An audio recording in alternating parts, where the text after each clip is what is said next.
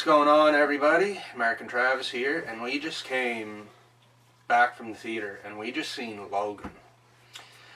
And I'll tell you, bloody brilliant. literally bloody brilliant. Yeah. Like, that was, there is one little thing that I didn't like about the movie, and I'm sure it's the same thing you didn't like about the movie, but we'll get to that later. For now, we're going to see if we can make this review as spoiler-free as we can. We'll just give you a little quick... And know before you go seeing this that this is an R-rated X-Men movie. It's not even X-Men, but it is in a way. But it is R-rated, like, so do not take your kids. Like if you thought Deadpool was over the top, like with violence, then I don't think you understand. Yeah, this is this is something I haven't seen before. Deadpool is one of the best comic book movies I've ever seen, and this might have topped it in just about every aspect, even the comedy, which... That's another thing, yeah. Which took me by surprise. There is a lot of comedy in this movie, specifically with Professor Xavier's character. And it's not pushed. It's not pushed on you like it was in the Wolverine. It just flows. It's situational humor. They don't just throw a joke in there to have a joke. No, it's like that's what he would have said. But you want to get a spoiler-free story breakdown? For that, it's basically in the not too distant future. I think it's the year 2029. So yeah. So I think it's somewhere about 50 years after the events of Apocalypse. Whenever Jean Grey gave Logan his memory back in that movie with the cameo. But basically, Logan, he's taking care of Professor X because he's going a little crazy, and they go on a road trip and they come across this mutant that needs protecting because she's a little special. Yeah. she's also very, very badass, as you can tell from the trailer. I won't give away much, but she's very, I don't even know how to explain it. She's like an animal herself too, and almost more of an animal than Logan. Well, that's what I was going to say. Logan really shined as an animal in this movie, but... She almost out-animaled him. Like, she did. There's scenes where you think she's an animal. You don't think she's a human. Like, you're like, holy fuck. Yeah, it's like... Yeah, you can tell she... Or wait a minute, I shouldn't say that yet because that's spoilers. But anyway, without saying spoilers... can't think of really anything else to say that's spoiler free. So well, before we go on, the movie's a 10 out of 10 for me. There's a reason it could have been a little bit better, but that would have made it an 11 out of 10. We'll get into that in the spoiler part of this video. So there is a nitpick, but I'll give my grade before I say the spoiler.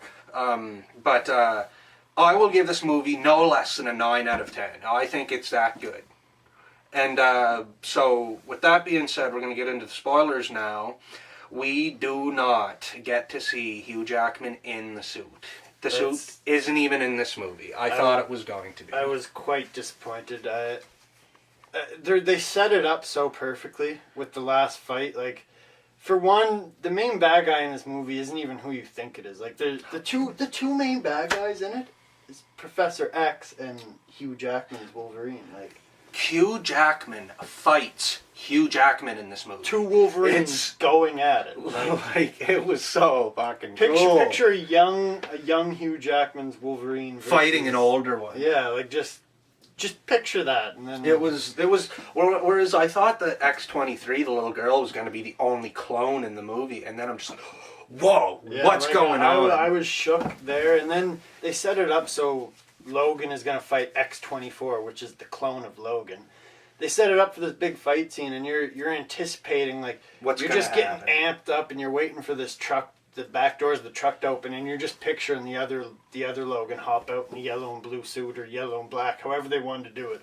But no, they didn't, and it was a missed opportunity, but I can't really complain. It doesn't affect how good the movie was. Yeah, just, if they had to put that suit in that one scene, it would have made the movie an 11 out of 10 for me, and it would have just been so beautiful. It's the one thing I wanted from this movie. But as I said, whenever I went into this movie, that is what I wanted. I said, if it's his last time, he's going to get in the suit and he's going to kick some ass. But I left the theater saying, even though he didn't get it, it didn't take away from how good this movie really was. This movie, as I said, 9 out of 10. And blood and gore, like you've never seen in a comic book movie. Like Deadpool was like, bad, but this is just brutal. Like there's a part where Wolverine, he's taking down a couple of these guys because they're all frozen, right? Professor X has everybody frozen, like in the whole block, like everybody's just frozen. And Wolverine, he's trying to kill them all so he can get to X and give him this antidote or whatever. But he comes onto this guy, he shoves his claws into the back of his face. You see the claws just come out the front of his face. I'm just like, wow. Like you guys... Like right through the cheek. You guys didn't hold back at all. And there was so much more brutal than that. Like cutting half of the heads off. Yeah, there's heads cut off. Limbs off. Like that. And the swearing, like, they're swearing every 2 minutes. And it there was a lot more swearing than I anticipated, but it just suits. Is there a lot more swearing than Deadpool, do you think? Well, it depends, because Deadpool has a lot of random bad swear words. But if you were This to is just, all if you were to called for, just yeah. take the swear words, I think there's more in this movie than Deadpool. Because just Personally, fuck, shit. Like, you guys will like this if you like R-rated superhero films, and if you love Hugh Jackman. I think you will love this movie. I believe that this movie's. There's no way it's not going to do good. And Patrick Stewart, I gotta say before I forget, Patrick Stewart was phenomenal in this movie. Well, no, he was probably like Professor X was probably my favorite character in this movie. That's what I was going to say too. I went into this movie thinking it's just going to be a straight up drama action where it almost felt like a comedy horror. Yeah, it was like, really did. There was a lot of scary scenes in it, but there was also so many funny scenes. The scene when X-23 finally shows us her claws, she like kills everyone in this warehouse, but she does it so stealthy like, and it gives you that horror. And yeah, we seen it in the second trailer, I think too. Whenever she comes out of the building, throws her school bag down. No, that was Buddy's head. She was holding the phone's head. And